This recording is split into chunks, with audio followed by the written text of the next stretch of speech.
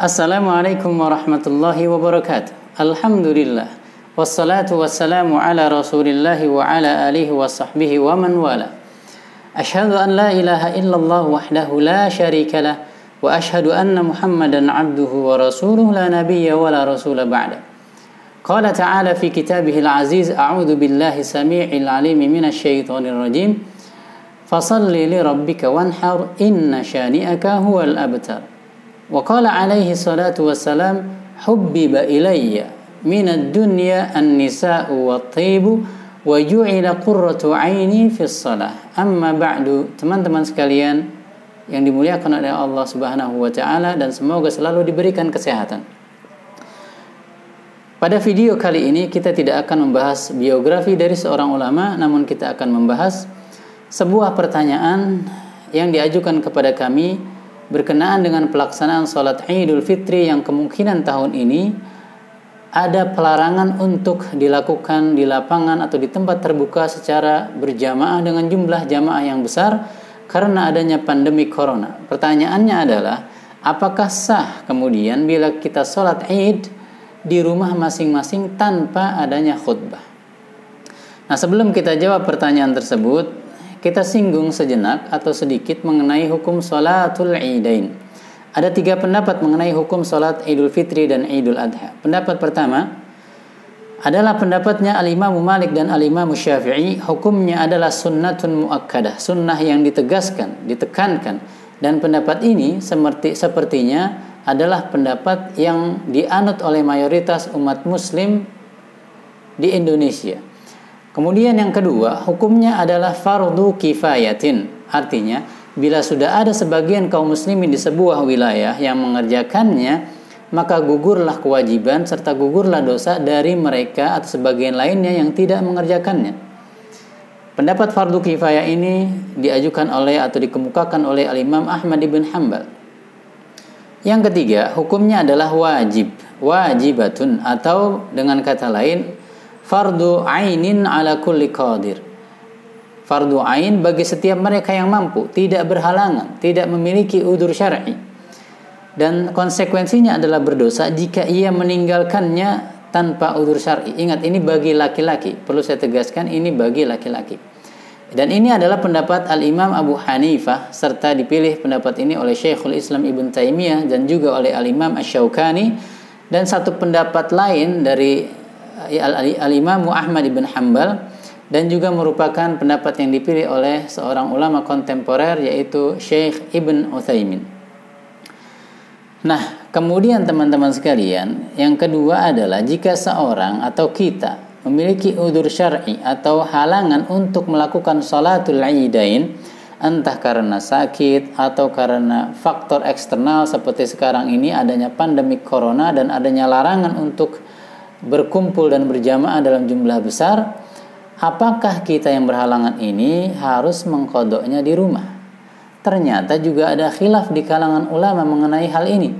Jumhur atau mayoritas ulama berpendapat, iya, disunnahkan bagi yang berhalangan untuk mengqadoknya.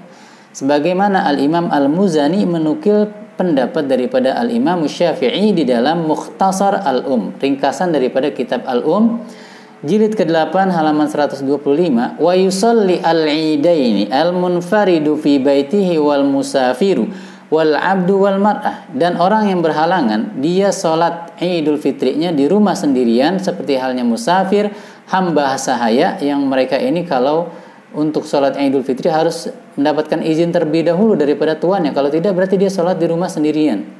Wal mar'ah, dan juga seorang perempuan. Juga pendapat daripada Al-Imam Al-Khurashi dalam mazhab Maliki dalam Syarhul Khurashi jilid kedua 104. Yustahabbu liman fatathu salatul Idi ma'al imami an yusalliyaha wa hal fi jama'atin aw afdada qaulan.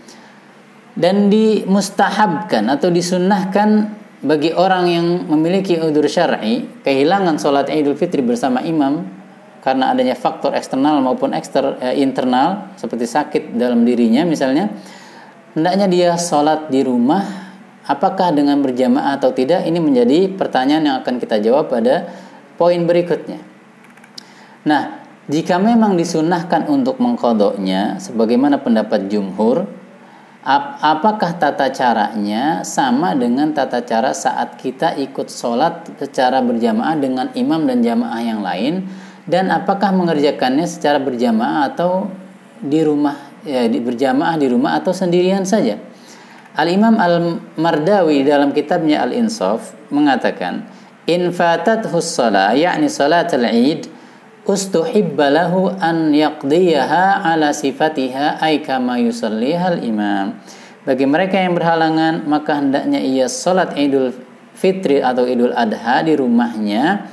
Disunahkan baginya untuk mengqadanya sesuai dengan tata cara yang dilakukan oleh al-imam dan jamaah lainnya jika atau di saat kondisi sedang normal. Hal ini juga dipaparkan oleh Al-Imam Ibnu Qudamah di dalam kitabnya Al-Mughni, wa huwa mukhayyarun. Ini berkaitan dengan sendirian atau berjamaah mengerjakannya di rumah. Mukhayyar, diberi pilihan orang yang berhalangan ini. Insya'a sallaha wahdahu, kalau dia mau sholat sendirian silakan. Wa insya'a sallaha jama'atan, kalau dia mau berjamaah ya silakan.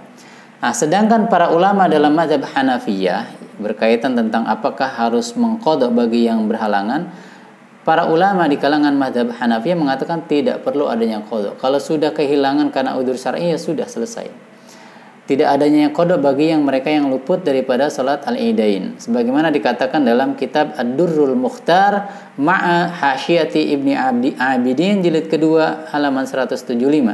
Dan ternyata pendapat ini dipilih oleh Syekhul Islam Ibn Taimiyah dan dirojihkan atau dikuatkan oleh Syekh Utsaimin. Jadi tidak perlu qadha. Nah, jadi intinya teman-teman sekalian, jawaban dari pertanyaan yang tadi kita bahas adalah boleh dan sah bagi kita atau mereka yang berhalangan untuk atau terhalang untuk mengerjakan sholat Idul Fitri karena adanya faktor eksternal seperti sekarang ini adanya pandemi corona, untuk mengerjakannya di rumah baik sendirian maupun berjamaah sebagaimana telah dicontohkan oleh sahabat yang mulia Anas ibn Malik saat beliau punya udzur syar'i, dia mengumpulkan mawalinya. Mawali adalah jamak dari maula, artinya budak yang telah dimerdekakan. Ya, anggap saja sebagai asisten rumah tangganya serta keluarganya ia kumpulkan, lalu ia pilih Abdullah ibn Utbah sebagai imamnya, lalu mereka kerjakan sholat Idul Fitri dengan berjamaah sebagaimana seperti pelaksanaan sholat pada masa normal atau kondisi normal, hanya tanpa khutbah. Insya Allah sah, baik kita kerjakan sendiri maupun berjamaah. Mudah-mudahan ini cukup membantu dan menjawab dari pertanyaan yang ada baik offline maupun online di media sosial kita. Barakallahu fikum, wallahu ta'ala a'lam bishawab. Assalamualaikum warahmatullahi wabarakatuh.